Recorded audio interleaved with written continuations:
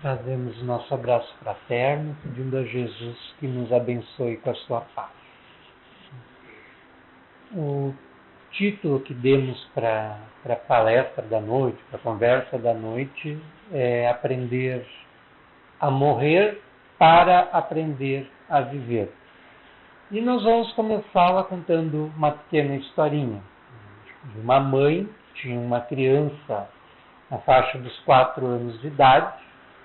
E essa criança estava no frente do pátio, brincando, descontraída com a sua bola, e a mãe no interior do lar, cuidando dos afazeres domésticos, mas de olho na criança. E acontece que a criança deu um chute na bola com mais força, a bola ultrapassou a pequena cerca e foi parar lá do outro lado da rua. E ela sabia que não podia sair do pátio sem autorização da mãe. Mas, como a bola era seu tesouro, ela foi lá, pulou a muretinha do pátio, atravessou a rua e buscou a bola. Mas acontece que a mãe estava de olho. E quando a criança voltou para o pátio e viu aquilo, que a mãe estava cuidando ela, e ela sabia que ela tinha feito algo errado, a consciência acusou que ela fez algo que a mãe tinha dito que não era para fazer, ela se desesperou a tal ponto que largou a bola, se escondeu num cantinho do pátio e tapou a cabeça com as mãos, fechando os olhos. Ela acreditava que tinha ficado invisível e que assim a mãe não ia vê-la e não ia repreendê-la. A mãe intimamente achou graça do que tinha acontecido, foi até criança com seriedade, repreendeu ela com doçura e advertiu-a que não podia fazer isso em função das consequências. Um carro poderia ter atropelado, um estranho sequestrado e por aí vai. Essa pequena história, ela ilustra muito bem o nosso comportamento em relação à morte.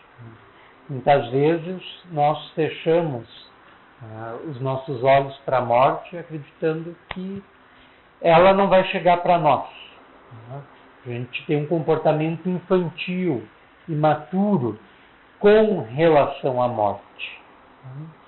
Embora todos saibam que a morte é um processo biológico, a gente nasce, vive, se desenvolve, se relaciona com outras pessoas, adquire conhecimentos, lida com emoções, passa por todo um processo que nós chamamos de vida e depois vem a decrepitude e inevitavelmente a morte. Embora todos saibamos desde o berço que esse é o ciclo da vida, nascer, crescer, desenvolver e morrer, nós nos comportamos como se ignorássemos. Nós nos comportamos como se fôssemos ser eternos, não no ser espiritual, mas no corpo físico. Então a gente sempre acha, embora as experiências digam o contrário, que a morte não vai chegar para nós. A morte é uma espécie de tabu. Tabu é uma palavra polinésia, a qual está relacionado a algo que é intocável, algo que não pode ser dito ou pronunciado, algo que é proibido. E a morte parece ser um tabu para nós, porque parece que é feio falar da morte, parece que não se pode falar da morte, parece que é muito triste falar da morte. Não se conversa sobre a morte. Nós, boa noite, tudo bem? Nós vivemos diariamente nos relacionando com outras pessoas, desde os nossos familiares até os colegas de trabalho, amigos, desconhecidos, etc. E falamos o tempo inteiro, mas muitas poucas vezes tocamos nesse assunto da morte. Só quando ele realmente é inevitável, quando um ente querido nosso tenha morrido, quando alguém das nossas relações tenha morrido. Do contrário, nós não queremos conversar sobre a morte, porque é um tabu para nós. E o fato da morte ser um tabu para nós representa justamente a nossa incompreensão em relação à morte. A gente não compreende direito o que é a morte, o que é o morrer, o que vem depois. Mesmo para nós que somos espíritas, muitas vezes, há vários anos, já detentores do conhecimento que essa doutrina traz sobre a morte, que é insuperável, imbatível, nenhuma outra doutrina filosófica, espiritualista, religiosa, traz tantas informações sobre a morte, o morrer, do que a nossa, do que a doutrina espírita. E mesmo para nós que temos todo esse conjunto de conhecimento sobre a morte, nós temos dificuldade de tratar dessa questão. Como se para nós também fosse um tabu, fosse um bloqueio, fosse algo que queremos evitar, algo que não queremos olhar de frente, algo que não queremos encarar. Nós preferimos fechar os olhos e acreditar que estamos invisíveis, como fez a menina da pequena história, do que encarar a realidade da morte.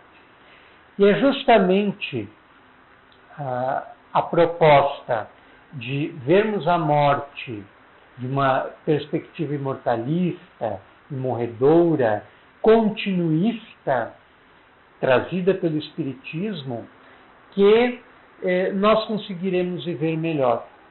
Se nós não evitássemos mais o tema da morte no nosso dia a dia, mas abríssemos a nossa mente, o nosso coração para entendê-lo em definitivo, a nossa vida se transformaria, porque passaríamos a agir diferente.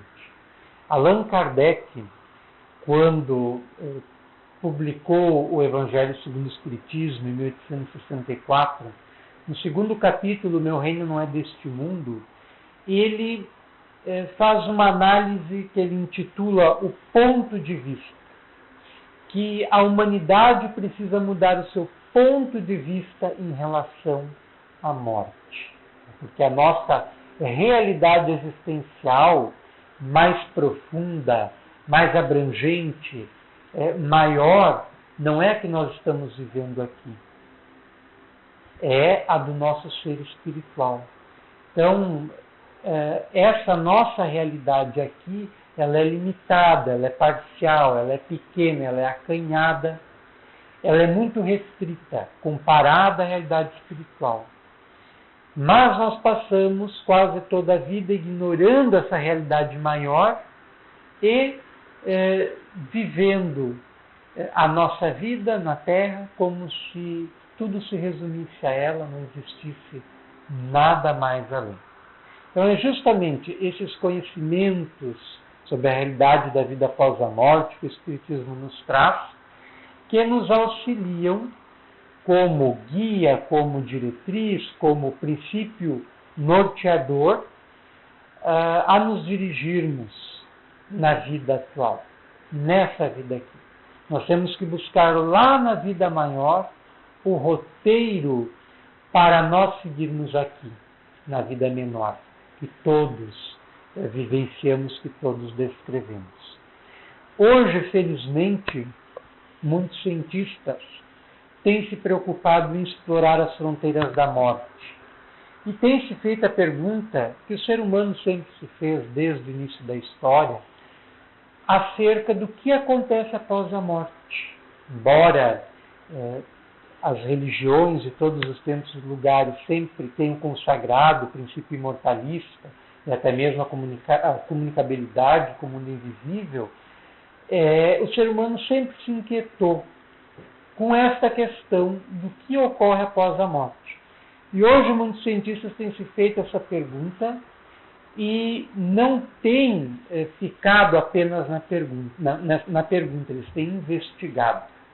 E uma das cientistas já desencarnada, que talvez tenha contribuído para o presente, como nenhum outro cientista, para lançar luz sobre a perspectiva acadêmica da ciência, sobre o problema da morte, tenha sido a médica doutora Elizabeth Kubler-Ross, que se destacou a partir da década de 60, quando no hospital em que trabalhava, diretamente com pacientes terminais, passou a promover no ambiente hospitalar, tanto para os pacientes quanto para os familiares, funcionários, enfermeiros e demais médicos, seminários que ela intitulou sobre a morte e sobre o morrer.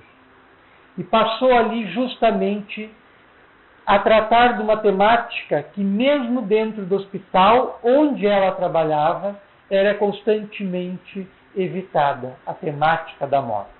Os médicos lá, segundo a sua perspectiva, tinham um bloqueio para lidar com esse problema. E toda vez que comunicavam a morte de um dos seus pacientes para os familiares, o faziam com frieza e total distanciamento, como ocorre ainda entre muitos profissionais dessa área aqui no Brasil. E essa questão, essa situação incomodava ela sobremaneira. E ela trouxe, então, para dentro do hospital mesmo, o debate sobre a morte e o morrer. Mas o que despertou a atenção pública foi que ela passou a incluir nesses seminários a discussão sobre a vida após a morte, inspirado nas experiências que ela estava vivenciando com alguns dos seus pacientes terminais, que relatavam a vivência de parentes já desencarnados, que antes do paciente desencarnar, morrer, já pelos laços que prendem o espírito à matéria estarem frouxos, enxergavam então o parente que há muito tempo já havia desencarnado, às vezes a mãe, o pai, um avô, uma avó, às vezes o esposo, a esposa, às vezes até mesmo o filho, se aproximava já anunciando a morte iminente. Experiências de EQM, experiências de quase morte, em que eram acolhidos no hospital pacientes que tiveram acidente cardiovascular ou entraram num processo de inconsciência e que, quando tornavam assim, contavam histórias de lugares onde haviam ido, de pessoas com as quais tinham conversado, ou até mesmo de se verem fora do corpo físico e presenciarem todo o socorro, toda a atividade da equipe médica. Então, todas estas questões eram debatidas nesse seminário sobre a morte e o morrer. Mas esses seminários não se limitaram às paredes do hospital em que a doutora Ross trabalhava. Ela começou a fazer palestras nos Estados Unidos e em diversas partes do mundo sobre a morte e o morrer. E ela, que antes era cética, como a maioria dos médicos ainda são, materialista, não acreditava nas coisas espirituais, essas experiências que ela vivenciou junto aos seus pacientes foram tão fortes que ela se tornou espiritualista, convicta, passando a orar, passando a ter contatos espirituais, passando a frequentar grupos mediúnicos, passando a presenciar, inclusive, fenômenos de materialização, em que os espíritos se materializavam com o corpo inteiro, com uma tangibilidade a ponto de serem tocados, apalpados, abraçados. E essas experiências a transformaram, dentro do meio científico, acadêmico, talvez numa das principais difusoras e pesquisadoras sobre a realidade espiritual. Numa das palestras que ela estava fazendo na Califórnia, que é um estado que tem toda uma tradição na área espiritualista, e muitos institutos científicos, psicológicos, que lá estão localizados, se debruçam sobre as pesquisas que ultrapassam a nossa realidade do aqui e agora, do corpo físico,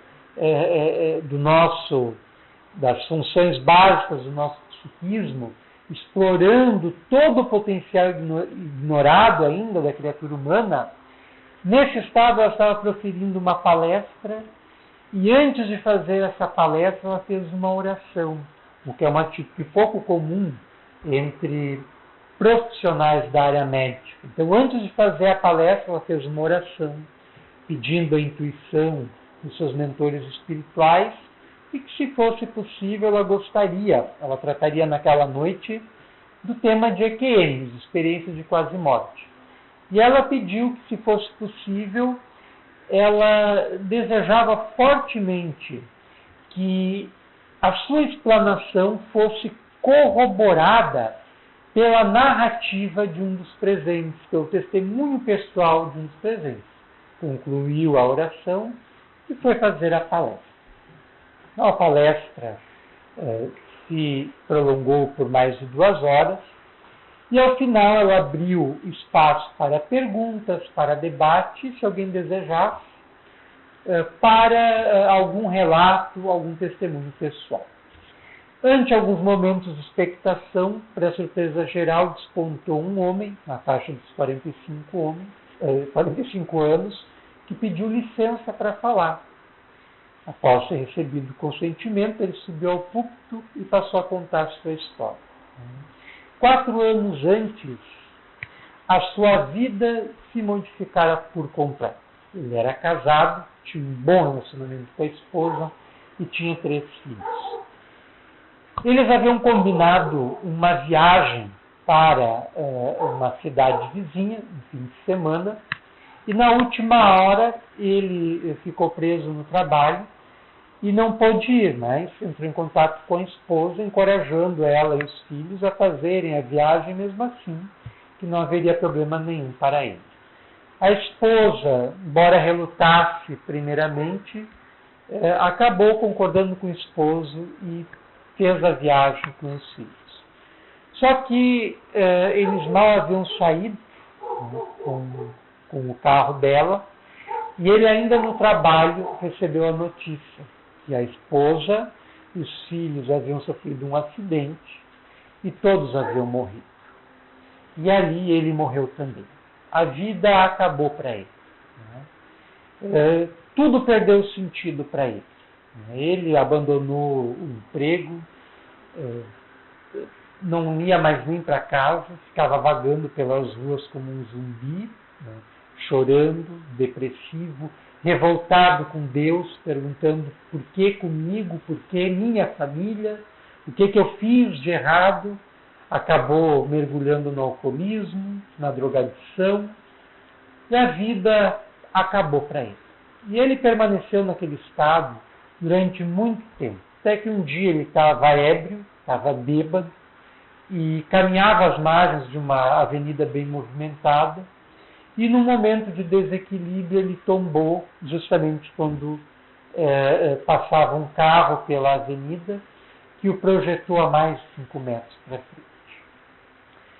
E nisso ele se levantou meio atordoado e percebeu, mesmo ébrio, mesmo perturbado, que havia acontecido um acidente, que tinha uma vítima no chão. E ele se aproximou e levou um choque quando viu que a vítima era ele. Ele estava desligado do corpo físico, vendo ali o carro detonado e o seu corpo estatelado no chão. E aí ele ficou chocado porque não havia entendido, não tinha perspectiva religiosa, espiritual, não tinha compreensão das coisas que sucedem após a morte e ficou chocado. E fez naquele momento, de uma forma quase que instintiva, algo que ele não fazia desde quando a esposa e os filhos haviam morrido, que era orar. Instintivamente ele orou, pedindo ao mais alto, por força, por ajuda.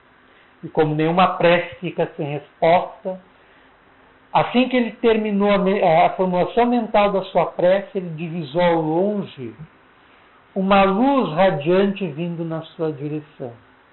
E quando essa luz se posicionou sobre a sua frente, sobre a sua face, ela sofreu uma metamorfose e se transformou na imagem exata da esposa e dos 3 filhos, que vinham até ele, num reencontro transbordante de emoção, abraçá-lo, acarinhá-lo, dizer-lhe que eles continuavam vivos, que eles estavam bem, e como esposo o papel de repreendê-lo, de dizer que estavam tristes, estavam sofrendo pelo comportamento autodestrutivo dele e desejavam que ele mudasse de vida, que ele pudesse continuar adiante em sua vida, em seu projeto existencial, como eles haviam continuado, que ele não se culpasse mais, nem culpasse a Deus, porque tudo obedecia precisas leis, às quais nada escapa, nada foge, nada ocorrendo fortuitamente, por acaso, e que ele receberia uma chance de retornar ao corpo físico e que transformasse a sua vida para melhor. E foi o que aconteceu. Poucos instantes depois, ele despertou já no hospital após uma sessão de ressuscitamento promovida pela equipe médica. Mas guardando consciência plena, perfeita, daquele momento emocionalmente mais do que significativo que ele vivenciara, e que fora para ele um momento catártico, libertador, que fez com que ele compreendesse, através de uma experiência dolorosa, a realidade profunda da vida. E a vida dele modificou-se por completo a partir daquele instante. Ele passou a ser uma outra pessoa. Ele passou, recuperou o antigo trabalho, passou a se interessar mais pelas temáticas espirituais, passou a ler mais sobre espiritualidade, religiosidade e renovou seus painéis mentais, renovando dessa forma a sua vida. Então, ele teve que aprender a morrer para reaprender a viver. E a doutora Elizabeth Kubler-Ross, quando o homem terminou a sua explanação, ficou profundamente emocionada com o seu relato e fez mais algumas complementações. E essa médica, ela tem uma farta bibliografia. Um dos últimos livros que ela escreveu foi uma autobiografia que nós recomendamos. Foi publicada aqui no Brasil pela editora Sextante, intitulada A Roda da Vida. E é uma obra extraordinária, onde fica evidente, através de todo o seu histórico, a intervenção do plano maior no plano menor das nossas existências, conduzindo-nos sempre para um melhor. Ainda quando nós estamos no pior, quando nós estamos nas situações mais dolorosas, mais angustiantes, mais aflitivas, nossa vida obedece a uma planificação superior, que nós, no momento, ainda não temos como acessar, mas que nós precisamos confiar, a fim de não adotarmos, como o homem da história adotou, um comportamento negativo, um comportamento autodestrutivo, um comportamento de revolta, um comportamento de indignação. Ao revés, procurando adotar uma postura de resignação frente às circunstâncias adversas da existência, justamente pela perspectiva da morte. Porque a morte deve assumir para nós essa condição de poder transformador da nossa existência, da nossa vida no aqui e agora, da nossa vida enquanto estamos no corpo físico. Então esse livro, A Roda da Vida, ele é extraordinário e entre existem ainda outros exemplos de experiências vivenciadas pela doutora Elizabeth Kubler-Ross que são impressionantes. E o livro está escrito numa linguagem bem simples, bem acessível, gostosa mesmo de ler. Né? Então a morte tem que assumir para nós este papel de transformar a nossa vida. Né? Vamos fazer agora, rapidamente, um pequeno exercício. Né? Cada um, fechando os olhos ou não, vai simular a própria morte. Né? A morte chegou agora. Nós sabemos que, com raras exceções, né, abstraindo de quem, através das suas faculdades anímicas ou mediúnicas, tem uma intuição precisa de quando vai morrer, como existem vários casos relatados na bibliografia mediúnica, anímica e parapsicológica, a maioria de nós não sabe quando a morte vai chegar. Só sabemos que um dia ela vem, um dia ela bate às nossas portas. Então nós vamos simular agora que a morte chegou para nós. A morte chegou, estamos mortos. E agora? Qual é a primeira coisa que vem à mente? Quais as imagens vêm à tona? O que eu sinto em estando morrendo? O que eu experimento em relação à morte? Quais são os sentimentos que aparecem? Um sentimento agradável, positivo, desagradável? É o medo? É uma insegurança? É uma sensação de paz? Quais as imagens que vêm em minha mente e que vêm à tona em mim em experimentando a morte, o morrer? Feito rapidamente o exercício, cada um com certeza deve ter tido, né, a sua experiência particular. Na maioria dos casos, né, a pessoa, quando faz o exercício da morte, né, vem à tona a imagem de um familiar, de um ente querido, de alguma pessoa que é muito especial. Muitas vezes vem na mente uma situação que ainda não foi resolvida, que não foi acabada. Muitas vezes vem à tona ressentimentos, desavenças, mal-quereres com outras pessoas. E tudo isso, querendo ou não, ocorre no momento da nossa morte, quando ela não é só um exercício, mas ela chega de verdade, que a morte vem nos cobrar isso. O que nós fizemos da nossa vida? A morte nos faz essa pergunta. Qual o aproveitamento da nossa existência material?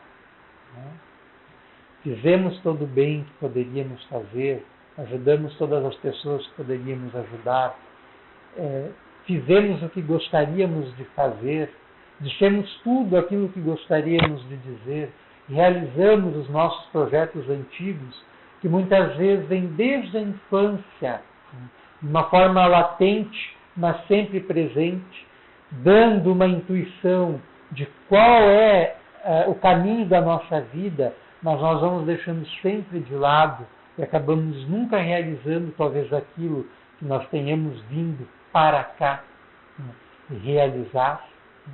Então a morte nos faz essa cobrança, o que nós temos feito da vida. Um outro exercício, não é necessário fechar os olhos, é nos perguntarmos, em morrendo agora, quais pessoas sentiriam falta de mim? Para quais pessoas eu faria falta?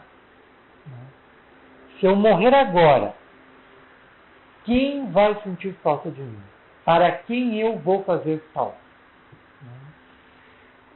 Esse exercício nos auxilia a elevar a nossa autoestima em relação às pessoas que nos cercam e que muitas vezes não valorizamos conforme deveríamos, mas que são essenciais para nós. Pelo simples fato de estar ao nosso lado, porque isso é indicativo que, como nada ocorre por acaso, muito menos as relações parentais, familiares, nós estamos justamente ao lado das pessoas que precisamos estar. Por N razões que se perdem na noite dos tempos, que se confunde no nosso histórico espiritual. Então, a maioria de nós, em nossos círculos familiares, vimos atravessando os milênios em pequenos grupos para solucionar as pequenas questões do dia a dia que sempre explodem dentro do lar, que sempre explodem no seio da família. E que muitas vezes são coisas mínimas, mas que nós somos impotentes para resolver com calma, com serenidade, com paciência, com sangue frio. Acabamos explodindo, aquilo nos incomoda, nos perturbamos os outros, e a desarmonia está instalada dentro de casa. E aí que está o grande tema da nossa existência, que é a nossa família. O porquê das coisas que nós passamos dentro da família, o porquê temos dificuldade de nos relacionar tanto com uma determinada pessoa da família, o porquê temos dificuldade de compreender o outro, de aceitar a forma que ele é. Tudo isso explode justamente dentro do lar, porque é onde, por força do condicionamento social e cultural, nós estamos aclimatados, obrigados a viver, então não temos como nos afastar, família é família para sempre. Então, justamente para conseguirmos solucionar ali as pendengas de antanho, os problemas que já vêm se arrastando de muitas e muitas vidas e que explodem ali, no seio do lar. Então, a perspectiva da morte, isso é um exercício bom até para se fazer coletivamente, com os familiares. A perspectiva da morte nos faz ver a vida de forma diferente. Porque se eu tivesse certeza que eu fosse morrer agora, mas eu estou irritado, eu estou nervoso, eu quero explodir, eu estou prestes a dizer umas verdades para o pai, para a mãe, para a esposa, para o marido, para o filho, para a filha, mas se eu sei que eu vou morrer, eu vou ter condições de me autocontrolar e mudar meu estado interior.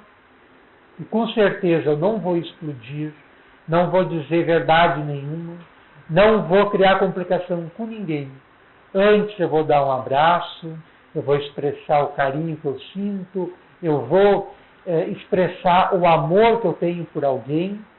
Isso que eu vou fazer na perspectiva da morte. Todos os grandes líderes espirituais, de todos os tempos, de todas as culturas, sempre tiveram a perspectiva da morte no centro das suas pregações, no centro das suas mensagens espirituais. Foi o caso de Jesus.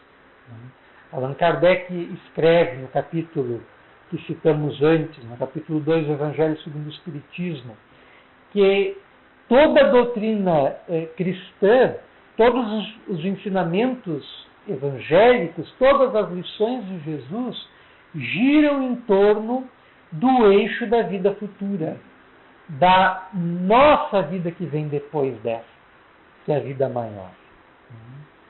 Então, todos os líderes espirituais tiveram a morte como perspectiva por compreenderem. Eram espíritos que estavam à frente do seu tempo, então compreendiam melhor as coisas espirituais e tinham a morte, a sua realidade, como transição para outra vida, presente, no cerne, no centro das suas propostas doutrinárias.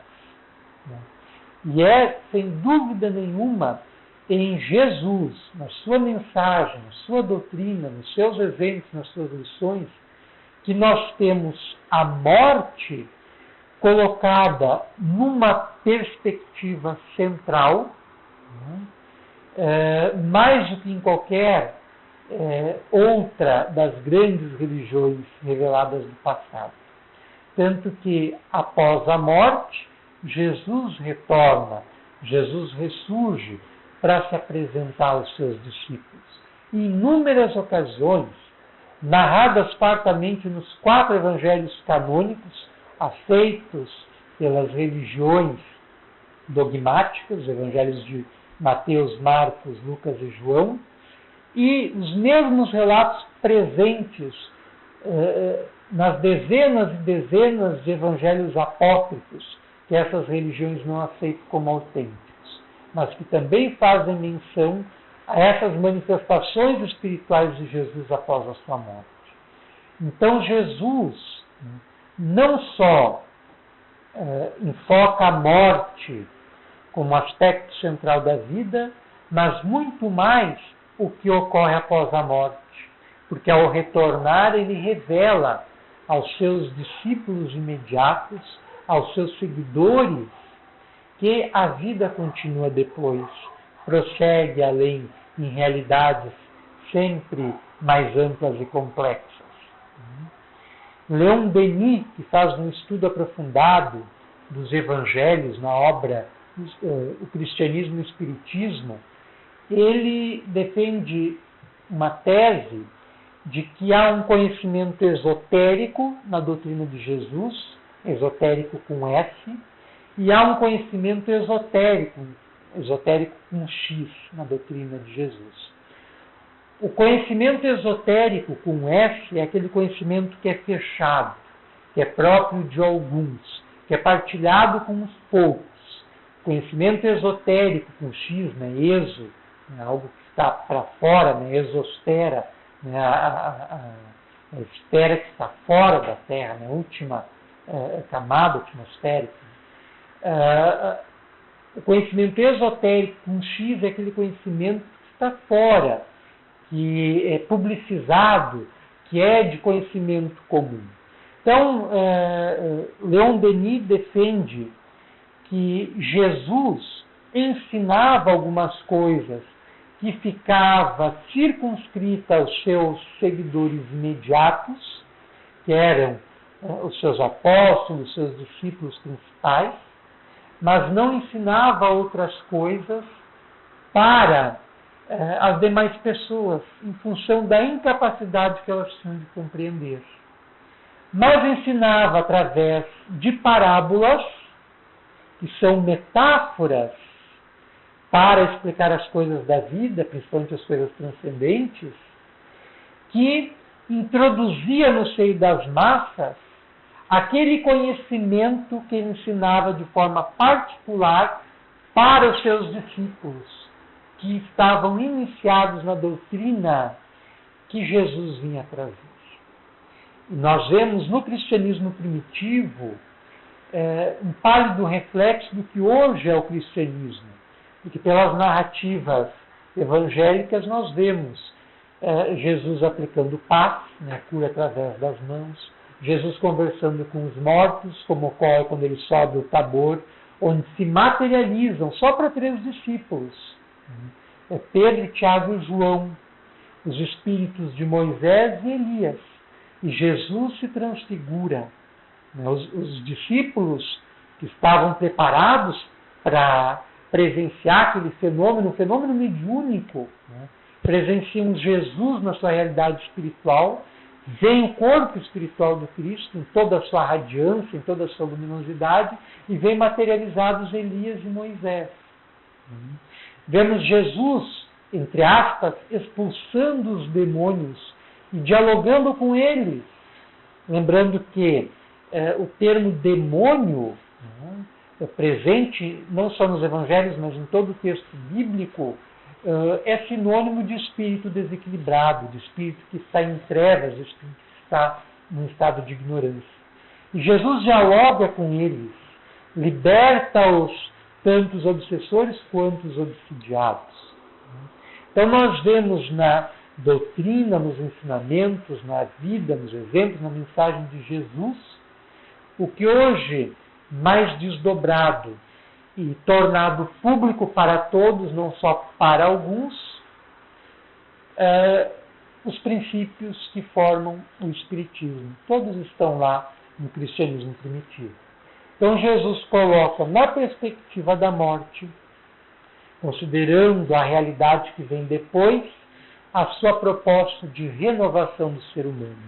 O apóstolo Paulo, que não conhecer a Jesus pessoalmente, mas que vai ter uma experiência mediúnica, que como o homem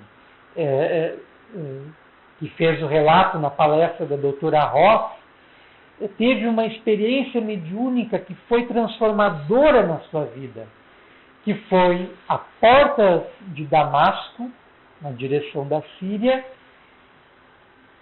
encontrar Jesus, também espiritualmente, na sua radiância que acaba enceguecendo fisicamente o apóstolo Paulo. Fica cego por 3 dias após contemplar espiritualmente a figura de Jesus, que lhe pergunta: Saulo, Saulo, por que me persegues?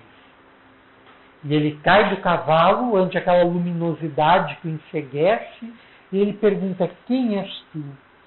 E ele fala: eu sou Jesus. Saulo, Saulo, por que me persegues? E aquele momento de Damasco, mudou por completo a vida de Saulo de Tarso, que vai ser batizado, ser introduzido na doutrina cristã com a latinização do seu nome, Paulo. E aquele momento que transforma a vida de Saulo também transforma a história do cristianismo e a história da humanidade. E mais tarde, quando ele começa a escrever as cartas para as diferentes igrejas nas quais ele ia pregar, ele escreve, se não estamos equivocados, a igreja de Corinto, ele escreve mais ou menos assim: se o Cristo não ressuscitou, vós também não ressuscitais, e é vã a vossa fé. Toda a vossa fé é vã, não tem sentido. Então ele deposita no processo da morte, mas também no processo da ressurreição, na realidade espiritual, o centro do cristianismo. Porque ele compreendera, mesmo não tendo partilhado daquele grupo restrito que cercava o Cristo, nem tendo conhecido o Cristo pessoalmente, ele compreendera a proposta espiritual e espiritualizante de Jesus. E se transformou no principal divulgador do cristianismo. Então nós também, em nossa vida, temos o nosso momento de Damasco, temos o nosso momento de autoencontro. E o exercício da morte, a aprendizagem da morte, a preparação da morte, que é impositiva, pode sim nos ajudar a viver melhor. Agradecemos a atenção de todos e rogamos a Jesus, nosso Mestre, que nos abençoe sempre, cada vez mais, favorecendo que nossa vida seja plena de conquistas, de realizações, de vitórias, que consigamos realizar todas as nossas potencialidades, todos os nossos projetos, todos os nossos sonhos, voltando-nos por completo para o bem, para o amor, para a luz, para o belo, para o positivo, para o ideal.